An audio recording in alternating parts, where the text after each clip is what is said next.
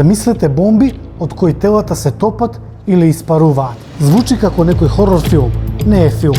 Тоа веројатно се случува во Газа. Евромедитеранскиот обсерваториум за човекови права има сведоштва на палестинците кои откриваат ново, ужасно ниво на убивање во појасот. Оваа организација бара да се формира меѓународен тим експерти кои ќе испитаат дали Израел користи забрането оружје во Газа кое предизвикува телата на жртвите, слушнете сега, да се топат или испаруваат. Да, станува збор за термично оружје или вакуумски бомби. Илјадници жртви во Газа се уште се водат како исчезнати. Под урнатините се наоѓаат бројни тела до кои се уште е невозможно да се дојде.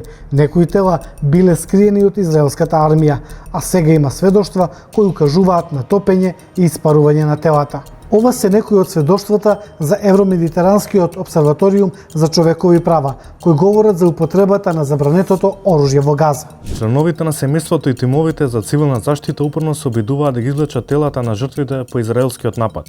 Меѓутоа не е откриена трага од телата на трите жртви, иако тие биле во куќата во моментот на нападот. Сите напори да се пронајде мојата 28 годишна ќерка Шајма беа неуспешни. Исто така, службата за цивилна заштита на Газа објави неколку изјави во врска со топењето на телата на жртвите и нивно претворање во пепел. Овие изјави вклучуваат информации за масовна гробница откриена во медицинскиот комплекс Насер во Кан Јунис, јужниот дел на појасот Газа во април 2024 година. А какви се тоа бомби всушност? Термобаричните или вакуумските бомби делуваат така што прво се користат мали, конвенционални експлозиви за да се создаде облак од високо запалливи частички или капки.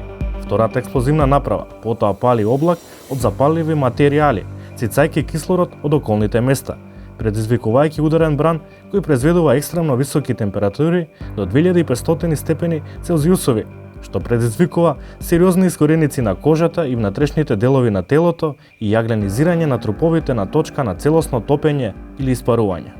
Хашките конвенции од 1899 и 1907 година, Женевските конвенции од 1949 година и меѓународното хуманитарно право забрануваат употреба на термални бомби против цивили во населени места, а Римскиот статут на Меѓународниот кривичен суд исто така ја класифицира употребата на термалните бомби како војно злосторство.